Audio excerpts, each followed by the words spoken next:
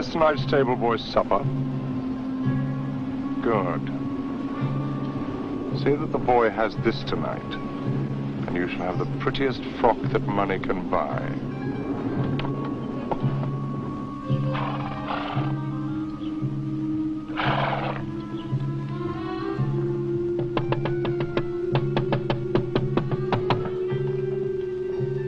What's for supper? Oh, never mind that. There's a man. Ned. A word with you. What business have you here? Business that might put something in your pocket. The favourite for the Wessex Cup in training. So you're one of those damn touts. I'll show you how we serve them here.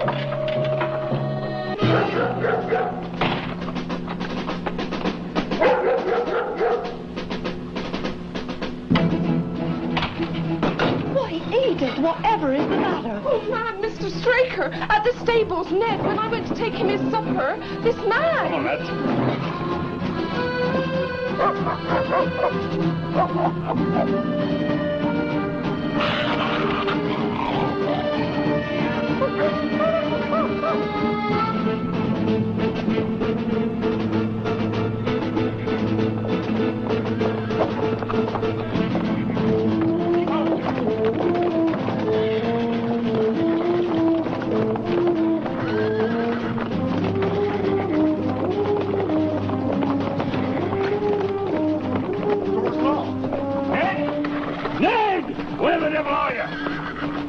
Right. John, you go round that way.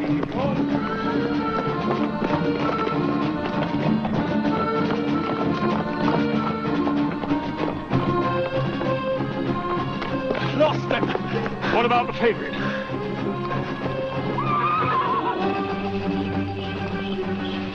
All right, old boy. All right, old boy. Yes. Yes, you're fine, aren't you? You're fine. No harm done.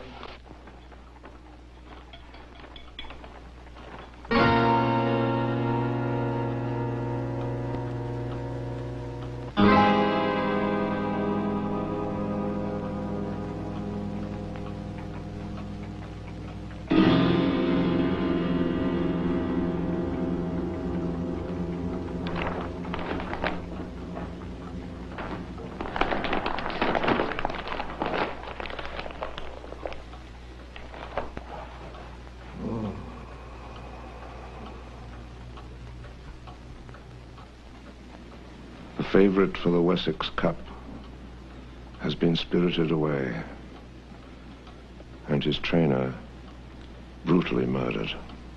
By Jove.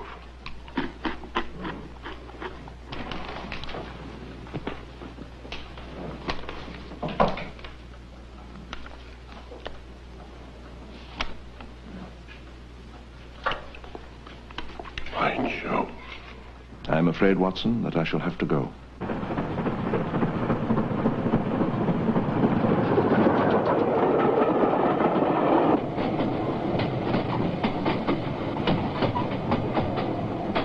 Obliged. We're going well. Our present rate is 53.5 miles an hour. I have not observed the quarter-mile posts. Nor have I, but the telegraph posts upon this line are 60 yards apart, and well, the calculation's a very simple one. I presume you've looked into the matter. Oh, yes. Well, I've seen what the Telegraph and the Chronicle have to say. Well, it would seem that the intruder, this fellow Fitzroy Simpson, having drugged the lad's supper with powdered opium before he was dazed off, waited until he was unconscious and returned with a duplicate key. Yes. That is the case.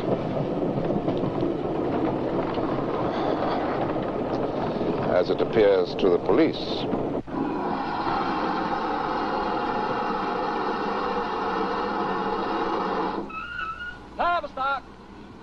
Tavistock!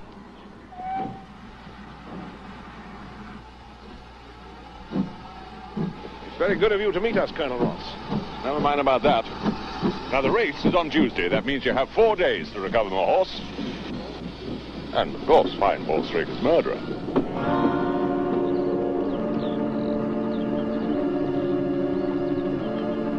Silver Blaze was descended from isonomy, I understand. And every bit as brilliant as his ancestor. Which is why, until he disappeared, he led the betting for the Wessex Cup. 3-1 on. Well, hardly worth a bet at that price. Wrong, sir. Enormous sums of money have been laid on him. It's quite obvious, Watson, that there are many people who have the strongest motive to prevent Silver Blaze from running. How many have also had the opportunity? Is something else again.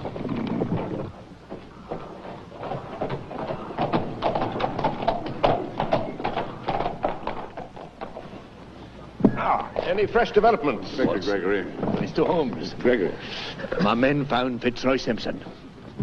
I have placed him under arrest. Is that wise? Oh, the circumstances are strong against him.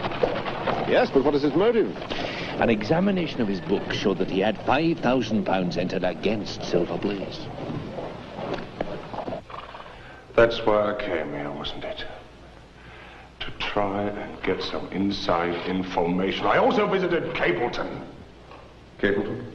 A larger training establishment across the moor. The second favourite trains there under Silas Brown. But you do not deny that on your first visit here, you acted as described. It was my only visit, and I didn't drug the lad. Both he and the maid swear they saw a packet in your hand. It was a £10 note to buy information. A £10 note was found upon him. Against that, he spent the night on the moor. His clothing was soiled. I was scared. I was carrying this.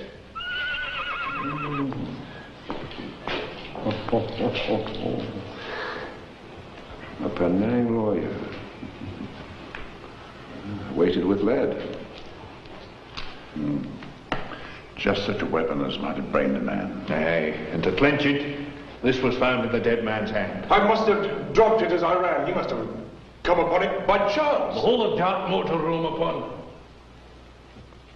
On the other hand, where's the wound? I mean, there's no wound upon him. The state of Straker's knife would show that at least one of his assailants bears its mark. Well, there you have it all in a nutshell, Watson. Can you give me any light? Unless Straker wounded himself in the convulsive struggles which follow any brain injury. In that case, the main point in your favor disappears.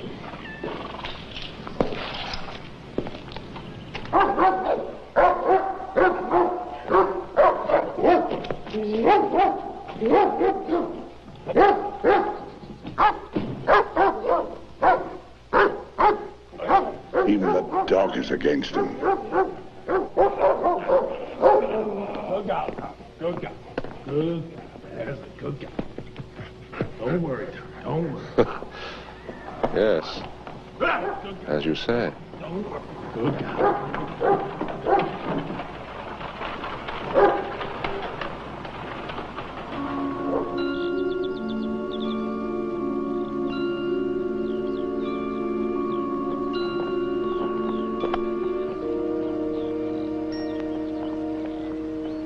Now, the other training stable is quite close by, I understand. Yes. And as Desborough, their horse, was second in the betting, they'd have an interest in the disappearance of the favourite now, wouldn't they? The point has not escaped me. Silas Brown, the trainer, is known to have had very large bets on the event, and he was no friend of Straker. However, we have examined his tables very carefully. There is nothing to connect him with the affair.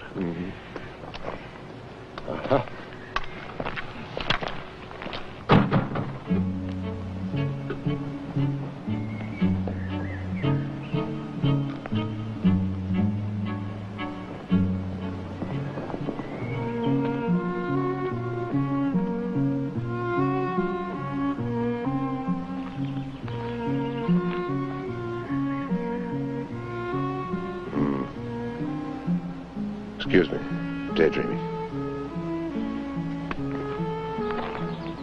Perhaps you would prefer to go at once to the scene of the crime, Mr. Holmes. I think I should prefer to stay here a little and go into one or two questions of detail. Straker was a jockey, was he not? Until he became too heavy for the weighing chair. Did he serve you in that capacity? 5 years. And since then, no. 7 as a trainer. And during that time, you never found him to be an... I always found him to be an excellent servant. I presume you made an inventory of all the things he had in his pocket at the time of his death, Inspector. Oh, I have the things themselves here.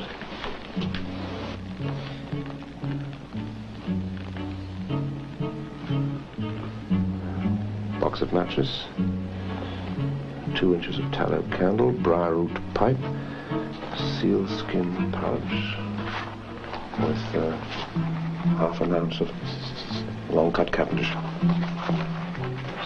Silver watch, gold chain, 5 sovereigns, aluminium pencil case, some papers, and the knife.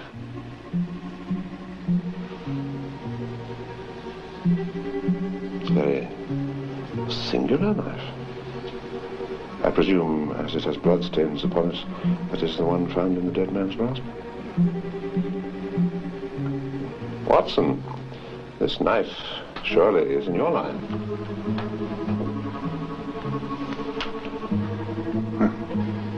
I wouldn't expect to find it in the possession of anyone other than an eye surgeon.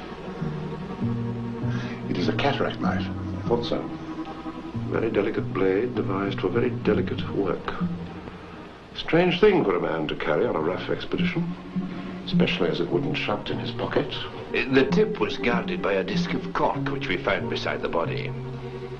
His wife tells us that the knife had lain for some days upon the dressing table and that he picked it up as he left the room. A poor weapon indeed, but perhaps the only one he could lay his hand on at the moment. Possibly. What about these papers? All 3 of them are receipted hay dealer's accounts. One of them is a letter of instruction from Colonel Ross.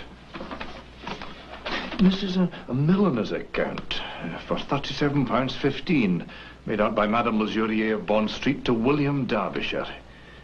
Mrs. Sticker tells us that Derbyshire was a friend of her husband, and his letters were from time to time addressed here. Madame Derbyshire has somewhat expensive tastes. 22 guineas for a single costume. Rather heavy. However, there appears to be nothing more to learn, and we may now go down to the scene of the crime. I perceive the ground is trampled up a good deal here. Yes, well, no doubt several people have been here since the body was discovered. A piece of matting has been laid here at the side. We have all stood upon that. Now, that's excellent. In this bag, I have one of the boots Straker wore, one of Fitzroy Simpson's shoes, and a cast horseshoe of Silver Blaze. My dear Inspector, you surpass yourself.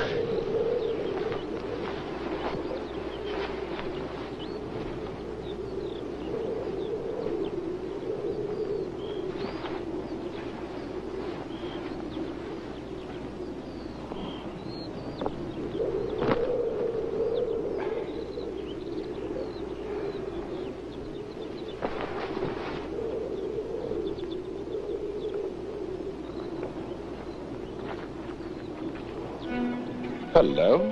What's this? Used match. I cannot think how I overlooked it. It was invisible, buried in the mud. I only saw it because I was searching for it. What, you expected to find it? I thought it not unlikely.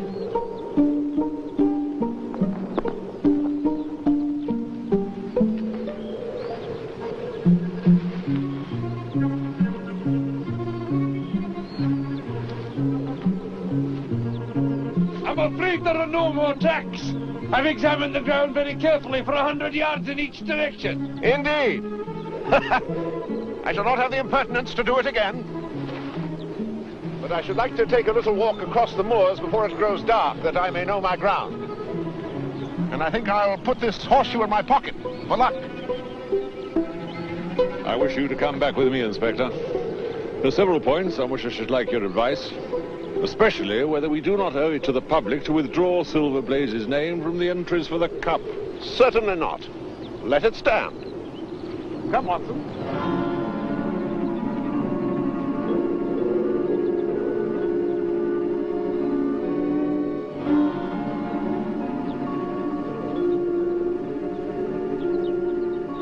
It's this way, Watson.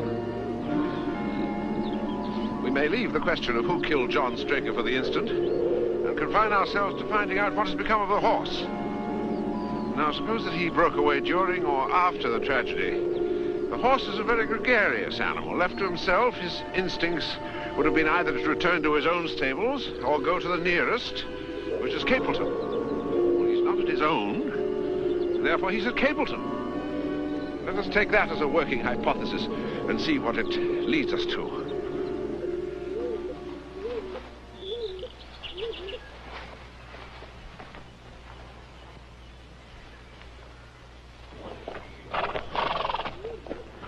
No loiterers here. I only wish to ask a question. Should I be too early to meet your master, Mr. Silas Brown, if I were to call at 5 o'clock in the morning? Why, bless you, sir. If anyone was to be about, he would be, for he's always the first stirring. But here he is now, sir, to answer your questions for himself. Oh, thank you very much. I'm much obliged to you. Oh, no, sir. I couldn't take that. It would be more than my place is worth if you were to so much as see me touch your money. What's this, Dawson? No gossiping. Be about your business.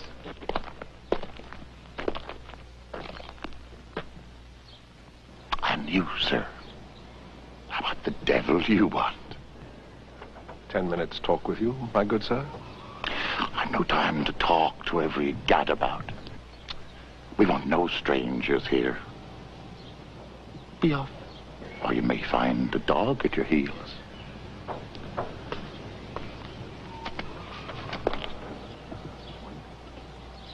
That's a lie. That's an infernal lie.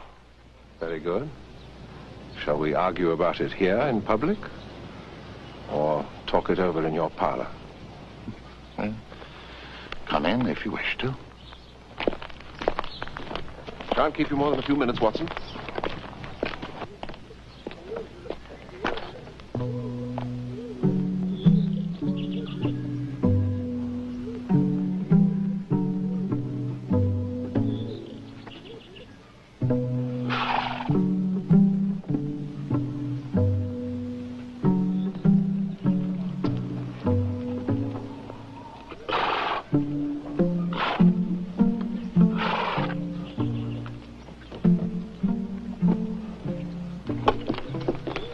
Remember now. Your instructions will be done. It shall be done. There must be no mistake. There shall be no mistakes. It shall be there. Shall I change it before or not?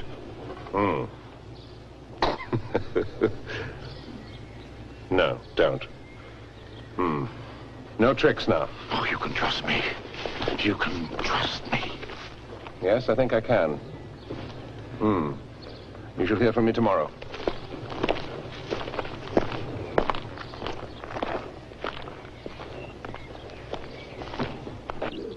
The more perfect compound of the bully, sneak, coward than Silas Brown I have yet to meet.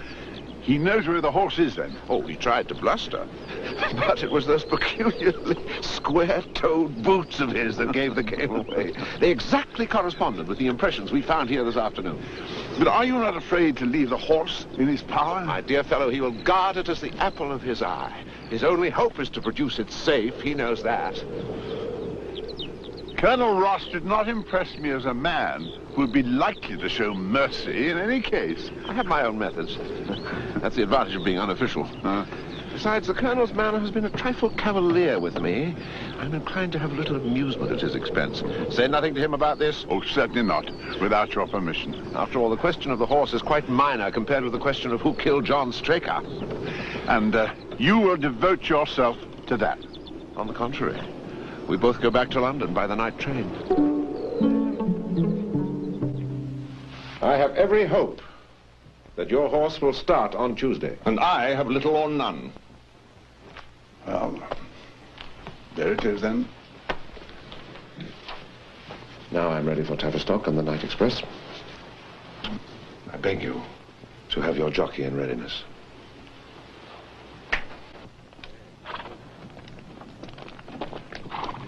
You have some sheep in the paddock. Who attends to them? I do, sir. Have you noticed anything amiss with them of late? Oh, not of much account. In the last fortnight, say? Well, 3 of them have gone lame, sir. That's a long shot, Watson. A very long shot. Goodbye, Colonel Ross. Shall see you at the races. Inspector Gregory. May I recommend to your attention this singular epidemic among the sheep? You consider that to be important? Exceedingly so. Is there any other point to which you would wish to draw my attention? To the curious incident of the dog, when the horse was led out from the stables. But the dog did nothing when the horse was led out from the stable. That was the curious incident.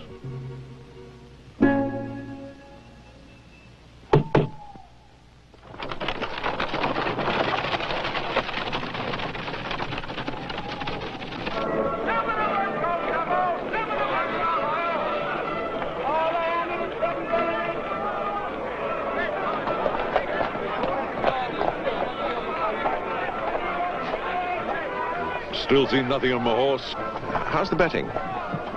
It is a curious part of it.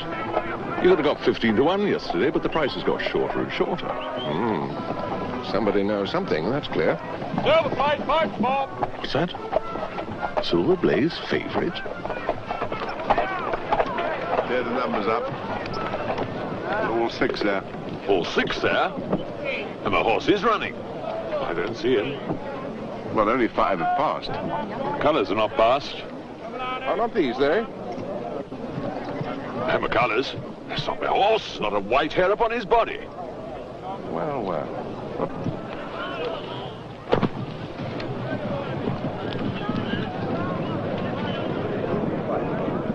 Here they come. Who has the yellow cap and sleeves? Desborough. Desborough's in the lead. Oh, he shot his bolt, I fancy. Number 4's challenging. Your colors, Colonel. Left it too late. I think not.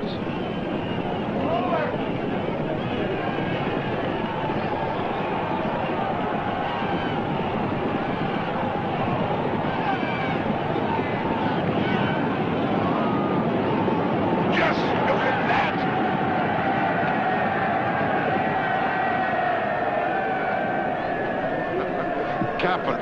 Capital. It's my race, anyhow. I confess I can make neither head nor tail of it. Don't you think you've kept up your mystery long enough, Mr. Holmes? Certainly, Colonel. You shall know everything. Let us go round and have a look at the winner, together.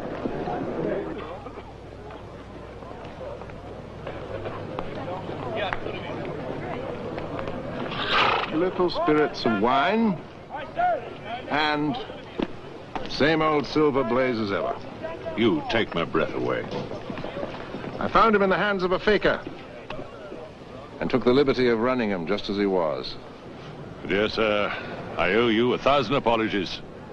You've done me a great service by recovering my horse. You'd do me a greater still if you could lay your hands on the murderer of John Straker. I have done so. What? You've got him? Where is he? Where is he? It may lessen his guilt if I say that it was done in self-defense, and that John Straker was a man entirely unworthy of your confidence.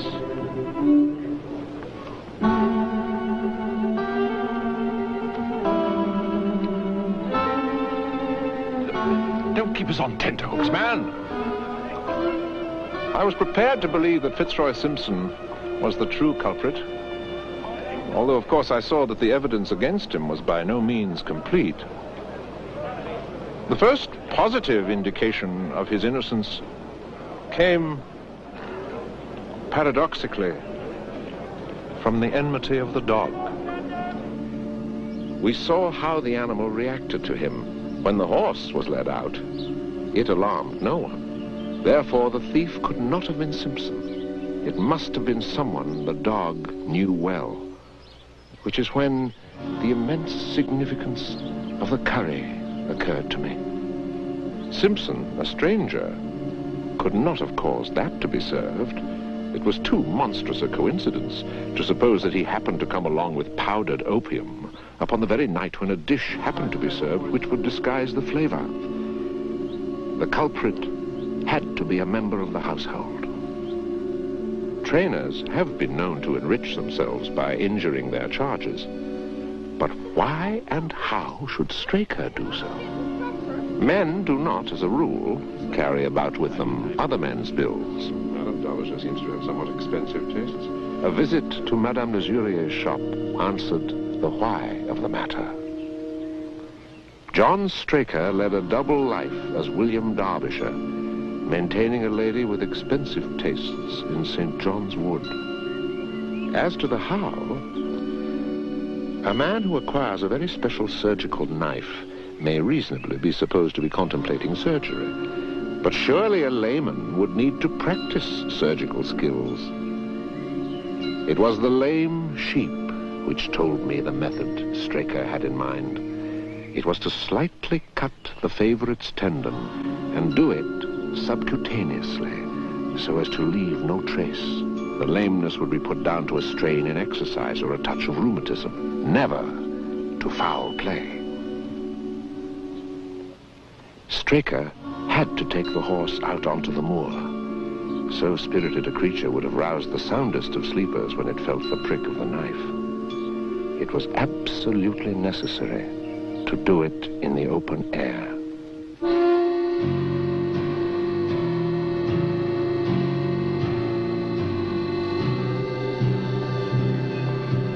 He led the animal towards the hollow, where his light would be invisible.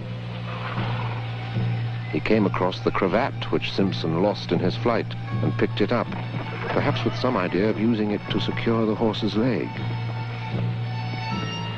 The marks in the hollow show that the horse was uneasy. Animals scent fear, and by then, Straker must have been afraid.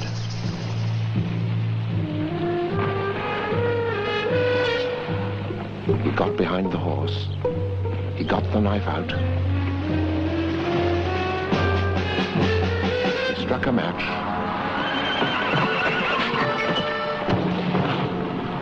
That was the final straw. Here is your murderer. Wonderful. Wonderful. You might have been there. You've explained it all but one thing. Where was he kept? He bolted and was cared for by one of your neighbors. He must have an amnesty in that direction, I think. Must. Must?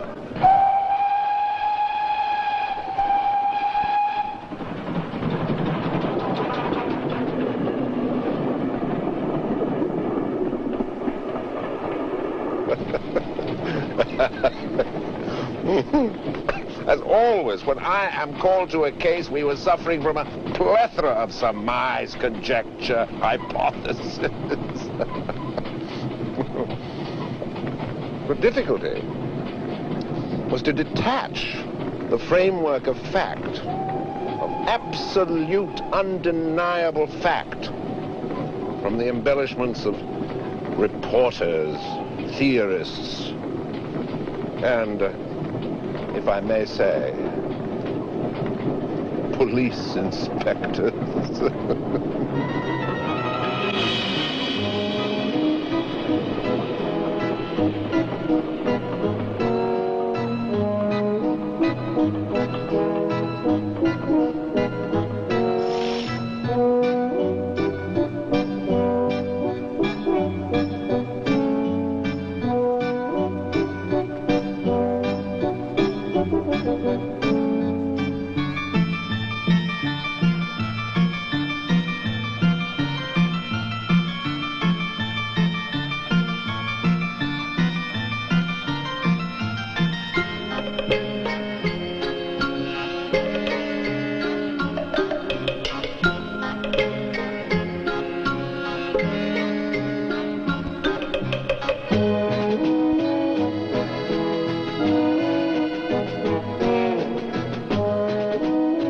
Thank you.